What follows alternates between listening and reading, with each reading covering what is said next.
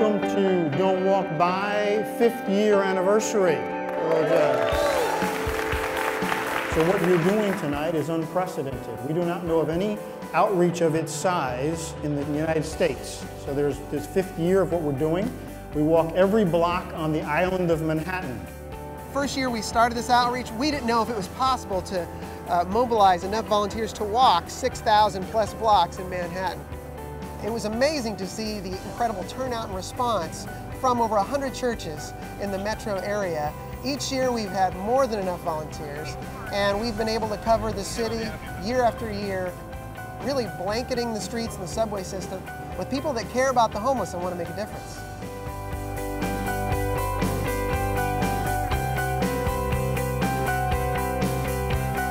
About 6 years ago, the Bowery Mission wanted to be a leader in gathering like-minded nonprofits together who do work with the homeless and say, what can we do together? What can we collaborate on? And we came up with this outreach. As far as we know, this is the largest outreach of its kind in the United States. From the very beginning, we felt pretty strongly that this was the type of event that we wanted to be a part of.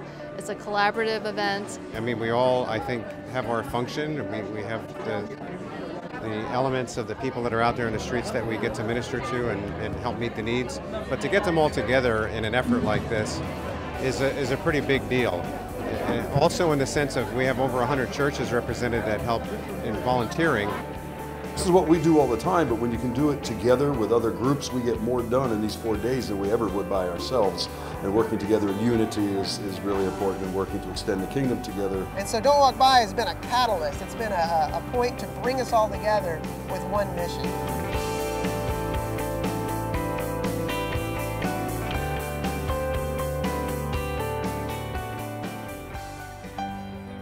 Today we're in the 3rd week of Don't Walk By, and we're at Calvary Baptist Church on 57th Street and 6th Avenue, covering the central kind of mid-Manhattan zone. The heart of this outreach is really the volunteers. My name is Carol, and I have been part of Don't Walk By for the last 5 years. I'm always very excited for this week, and it's a highlight of my year. I have Zone S, which is the Times Square area, and so I'm going to take a team of volunteers. We're going to walk up and down the streets looking for people who are homeless.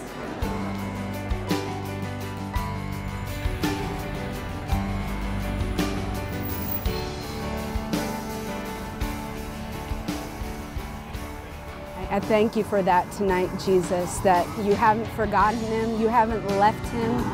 Amen.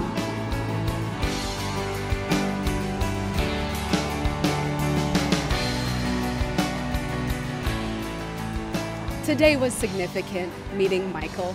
He was so ready for help, and he was just ready to come back to the church, and he really wants a new start at life. It's moments like those where you meet somebody that it just seems like a God moment for them, that this is their time, and here we come. We walk up with a badge, with a resource card, invite them to a hot meal. It just seems like it's their time. Okay, can you write that down? Serve with the transportation crew, and that's who's with us here tonight. And our deal is, as the teams are out on the street and they meet somebody who would like to come back, they place a call to us, and then we will dispatch a van over to them and pick them up and then bring them back here to the host church. Well, today I'm one of the drivers on the Don't Walk By, where we're picking up homeless people today, and we're transporting them back to the church. Well, I came to the mission in 2009 because I was abusing drugs in my life, and one day I just decided that enough was enough, so I came and I gave everything up, and I came into the mission for help. It felt good. I really do feel good, because when I was out there in the streets and all like that, I didn't have nobody coming and helping me like the way that we helping others. So it felt good to give back. I used to be out there, so I know the feeling.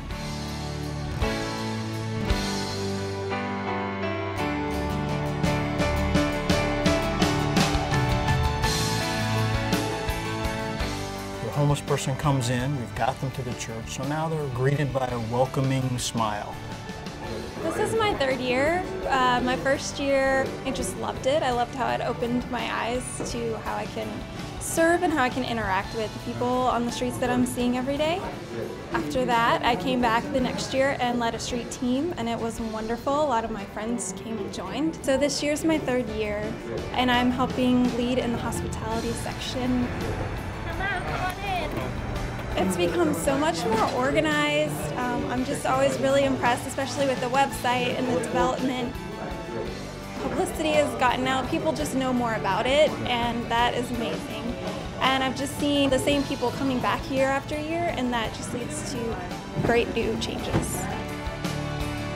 This is the first time I'm participating. My family and I go to Redeemer Presbyterian Church on the Upper West Side, and they were talking about that during service, so we thought it was a great time to serve the population. We've been seeing a lot of patients after they get their blood pressures checked, we get their past medical history, just get to know a little bit about what they've been through recently, especially with the storm, and just helping them out whatever possible, provide some basic medical care, and some kids as well who wanted to get checked out. I think it's just one person serving another person and doing our best.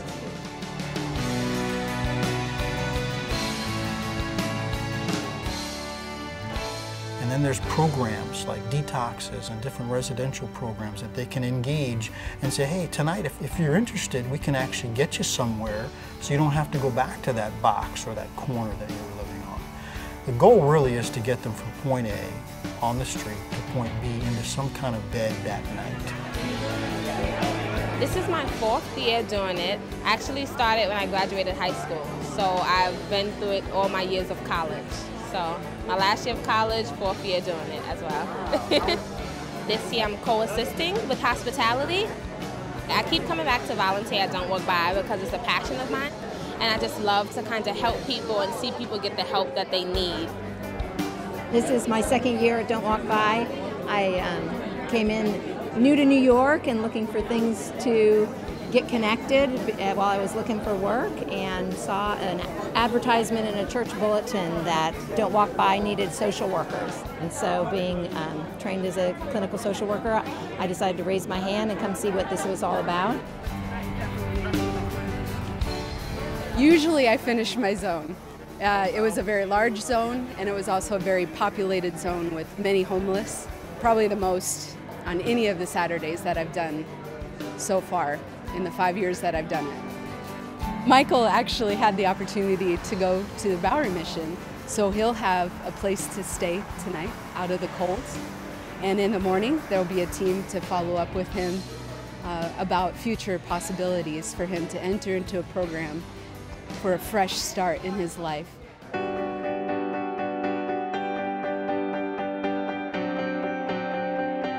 It's the 5th year, so what next is often the question. Is it another 5 years? Do we grow it? Do we do something different?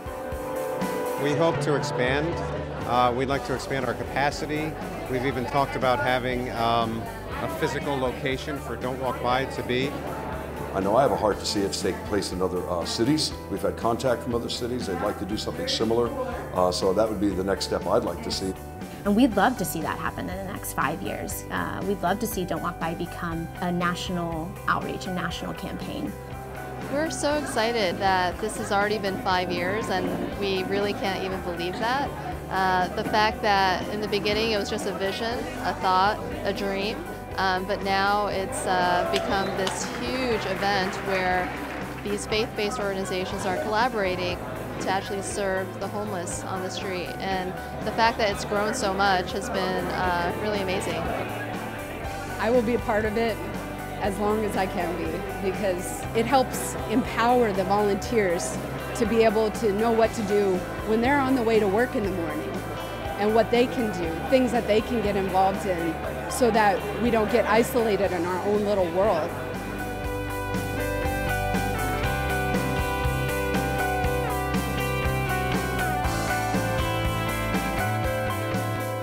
There's a connection between us and the people who live on the street that we don't always see.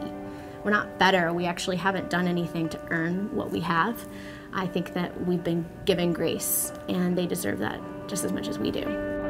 Malcolm, I'm Carol. Nice to meet you. Amen. Can I give you a care package? Oh, and one of these cards too. There's some awesome places that offer different services and on like different days of the week and stuff. So Awesome. Thank you so much. yeah, it was a pleasure meeting you, Malcolm. Yeah. Stay warm.